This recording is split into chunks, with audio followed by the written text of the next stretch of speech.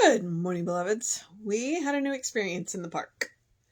Um, at one point, we did get a little swarmed, the blue jays, and at first it was a blue jay and a woodpecker, and then suddenly it was lots of blue jays and maybe two woodpeckers, and then there were squirrels, and so we got through that swarm, walked along, and then we had a little spot where there were like 5 or 6 squirrels, and we were tossing peanuts to squirrels, and all of a sudden this red flashed in front of us, and we went, it was a cardinal, a male cardinal, and he sat there on the ground, probably within, 10 feet of me. And so I took lots of pictures, and I was like, I think he wants a peanut. So Tom found a small peanut, tossed him the peanut, and he picked it up and flew off with it.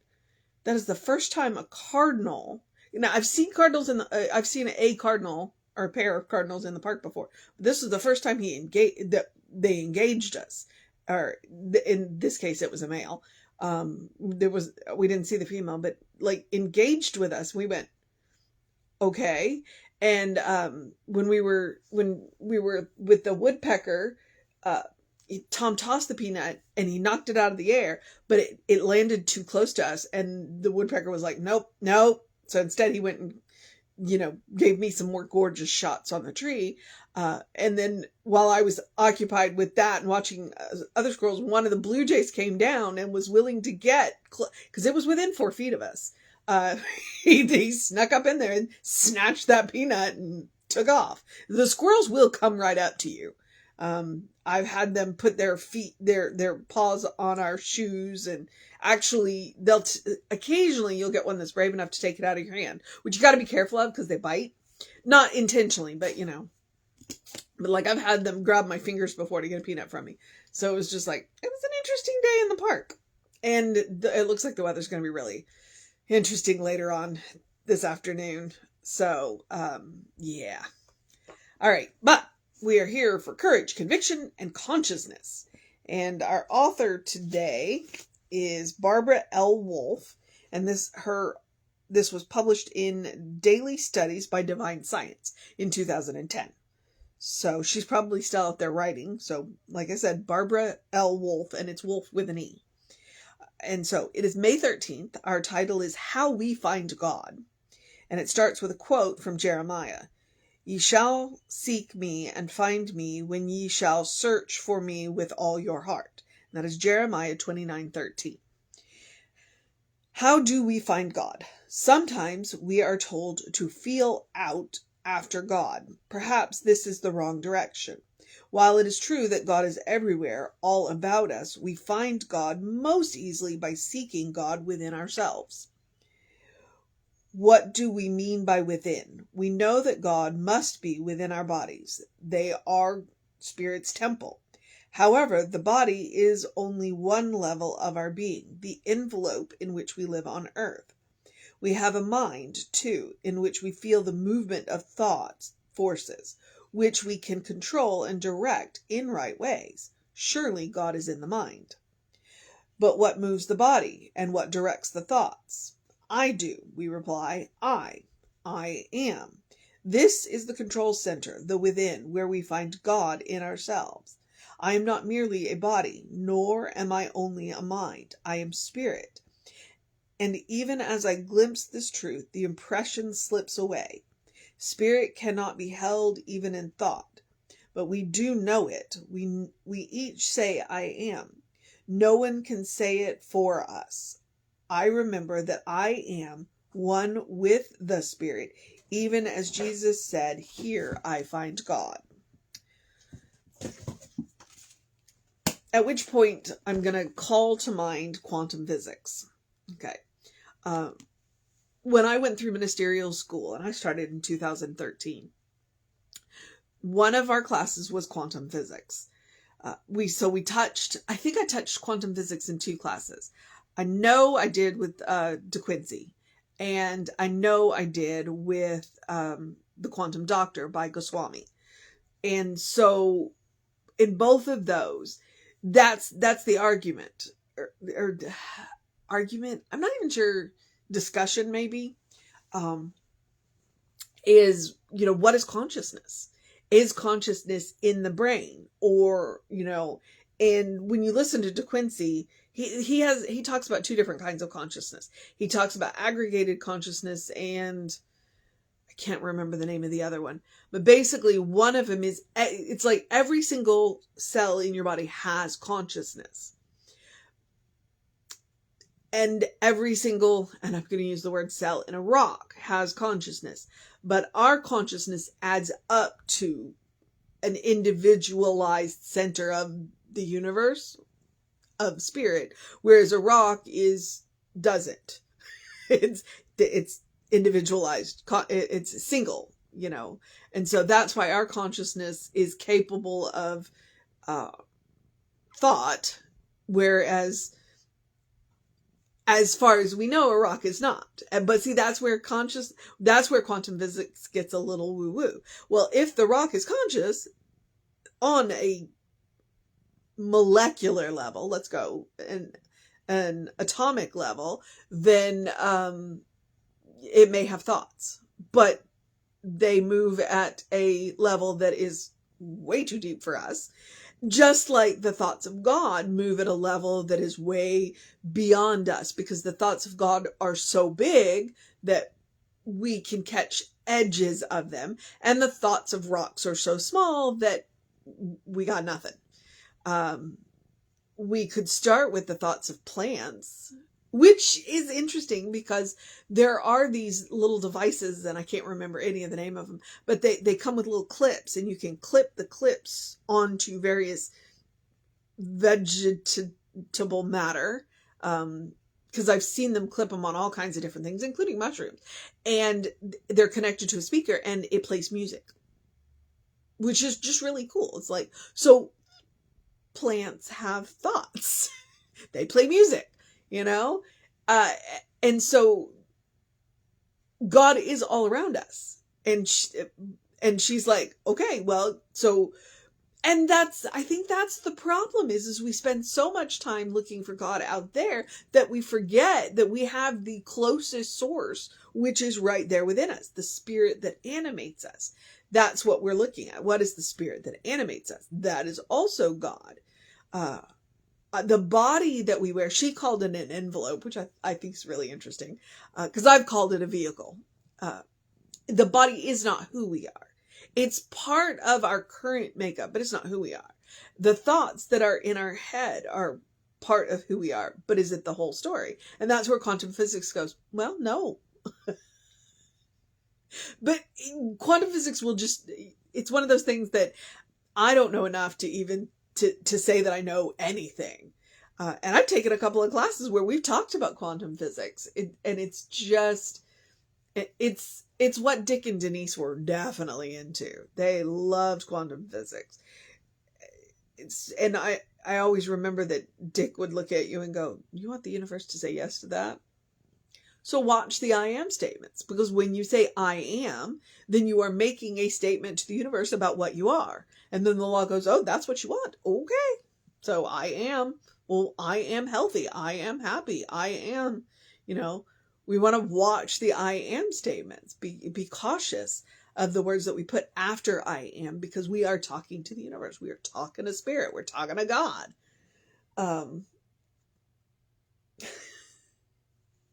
So how do we find God? I don't know that she answers the question. But what she does point out is there's lots of ways to go. When you look at, we talk about treatment and meditation. When you look at meditation, that's when you're listening to God. And treatment is when we talk to God. But if you look at the way we do treatment with the 5 steps, the first 2 steps are meditation. You have your realization when you're talking to God. The realization, Thanksgiving and release, that's when you're talking to God. So, and that was one of the things that always made me wonder about a lot of the mainstream religions, because I grew up Catholic. And as Catholics, you're not encouraged to talk to God. You don't have that, and I hesitate to say that you don't have the right to go straight to God. you have saints and you have intercessors and you have Jesus and you have Mary. And so you go talk to the saints and the saints go talk to God and angels and all of that. And it was one of the things that I just disagreed with. Always. It was like, I sure, Mary's nice and Jesus is nice and all the saints are nice. But I can just go talk to God, straight to God. I don't need all these intercessors. I don't need priests between me and God. And which is probably a large part of the reason why I'm no longer Catholic. That, and, they have this silly rule about women not being priests.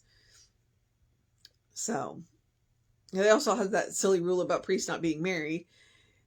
You can thank the Borgias for that. So, when the church saw too much of their wealth going to the priests' heirs, that's when they went, well, priests can't get married anymore. Which is, I don't think, healthy, but, it's not my religion. So, okay, let's get back on this. We're not talking about the history of religion now. We're talking about how to find God. So, Miss Wolfe believes that there's multiple ways to go there. There's multiple ways to get there. And that she thinks that going within and exploring, I think is the way that she suggested, exploring your thoughts, exploring the controller of your thoughts, to look within. And she used the quote from Jeremiah, seek me with your whole heart. So, and that's why we encourage setting aside spiritual practice time and really doing that. And there's all kinds of spiritual practice, treatment, meditation, and there's multiple ways to do meditation, not just one. Where are you going? So, I don't know. All right. I'm going to pull the reading back up just really quickly. How we find God. It's not a question. It is not a question. But what moves the body and what directs the thoughts? I do, we reply. I am. This is the control center, the within where we find God in ourselves. I am not merely a body, nor am I only mind. I am spirit. Even as I glimpse this truth, the impression slips away. And that's why I said we touch the edges. God is infinite. It is beyond what we can comprehend. It just is. And so even as we touch the edges of it, the impression slips away. But we keep trying. And we keep doing. And that's what we're called to do. The material world is confusing. It is. We come here for whatever the purpose is, which I would tell you, the purpose is to experience. Beyond that, that's up to you. So, and we can get pulled away from it. And that's why it is extremely important to make time for that spiritual practice, to make time to get that impression, to touch that center within ourselves that is God, that is spirit, that is the essence of our being, that center of God where that we've individualized for the purposes of being us. So the mission today, should we choose to accept it, the mission today, should we choose to accept it, is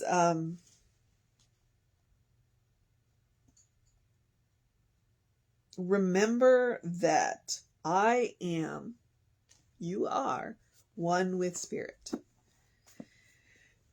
To take that time every day. And honestly, that's the same mission every day. I use different words, but it's the same mission every day. I come at it from different angles every day, from slightly different angles. Simply based on I'm sorry. Yeah, you heard that. It's a cat. Simply based on the I'm hoping that one of the ways sparks something within you.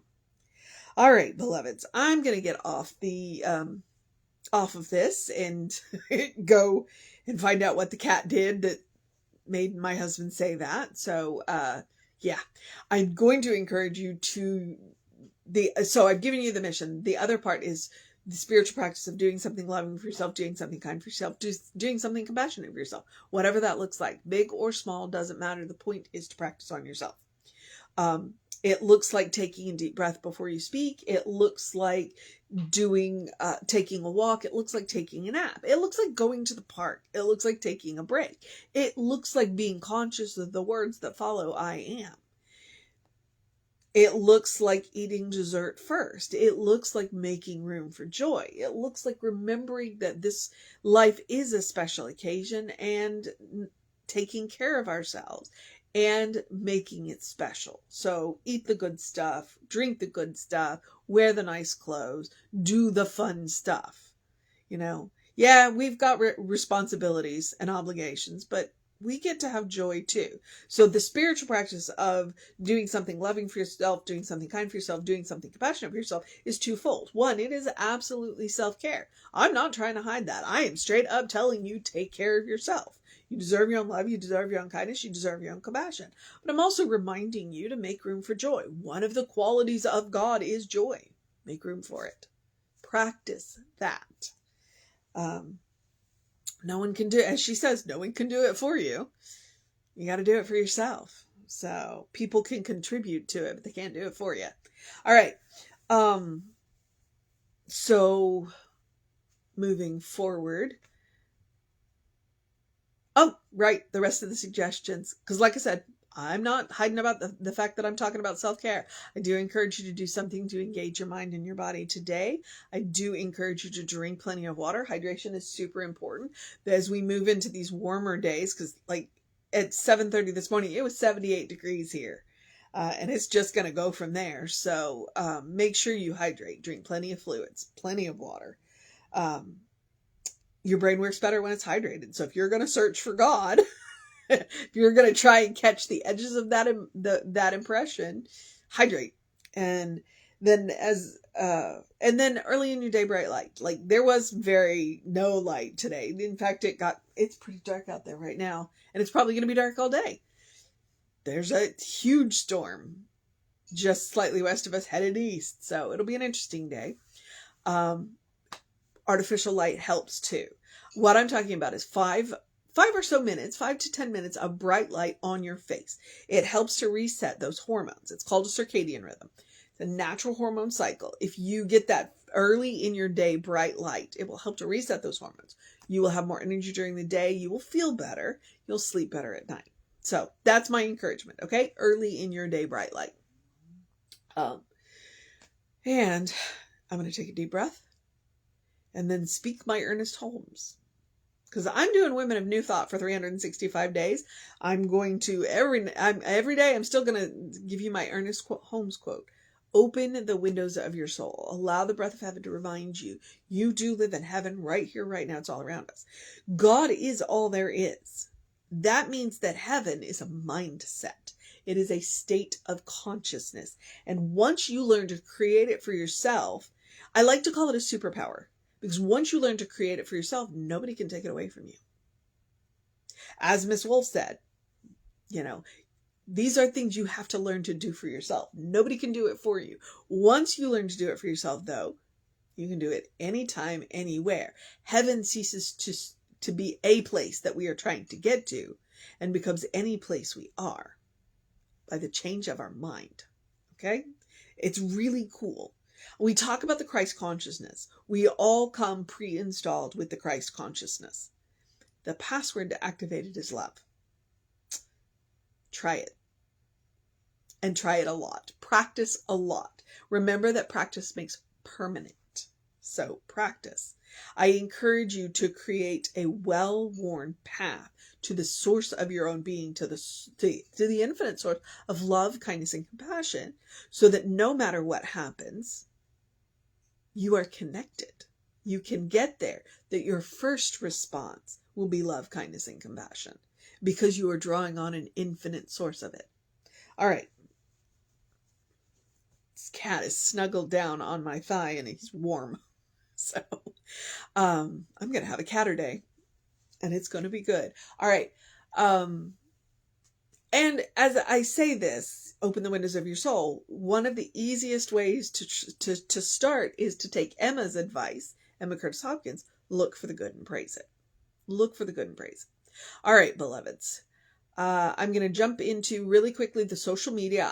We are Creative Life Spiritual Center, Creative Life Spark. I am the running Rev Ryan on the social medias that I am on. We try and share uplifting, enlightening, good, funny, stuff to help you in this journey. To remind you that we're all in this together. So you don't have to go it alone. There are things that you have to learn to do for yourself, but you can do it with other people. So please feel free to check out the social medias. And then I'm also going to remind you want to know what's going on with the center, email info@creativelife.org. That will put you on the constant contact. The hot links are hot. So when you open that constant contact, and it's generally about one a week, unless something unusual happens. When you're on the constant contact, when you click in, it says click here now. When you click here now, it'll take you right to the information or to the person you want. So like our soul session playlists, there is a link in the constant contact that will take you right to that playlist. Then you can just subscribe to the channel, and anytime we post a new video, it'll let you know. All right, beloveds. Because sometimes there are things going on that we don't actually advertise. Like right now, I am reading this thing called You. I've got 4 chapters up, and mostly because I'm a little further ahead in the book, I have to go back and do a couple more chapters, and then you'll get a glut of, you'll get up to 10 chapters probably at once I get that done.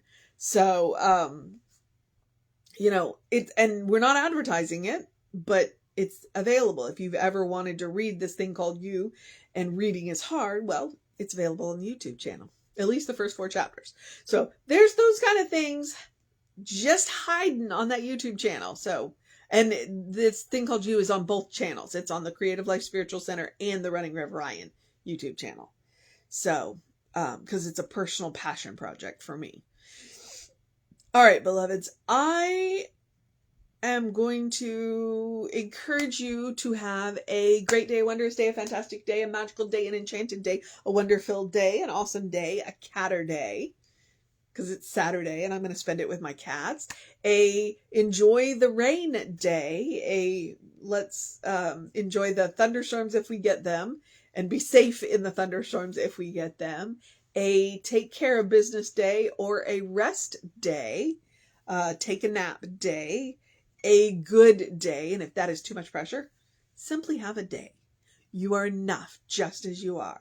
You are a beloved child of God. You are a divine spark, a brilliant light, a spirit in motion, God in action, a godling, as Reverend Jesse likes to say, in whom God is well pleased and well represented.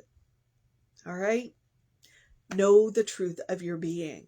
Know the truth of your being. Explore the truth of your being regularly. All right? You'll find interesting things and have a good time. All right, beloveds? All right. Reverend David should be on around 5 p.m. with you. I will be back with you around 9 a.m. And then, since tomorrow is Sunday, then we'll have an amazing service for you. So take care of yourself. Know that you are loved. And I will see you next time.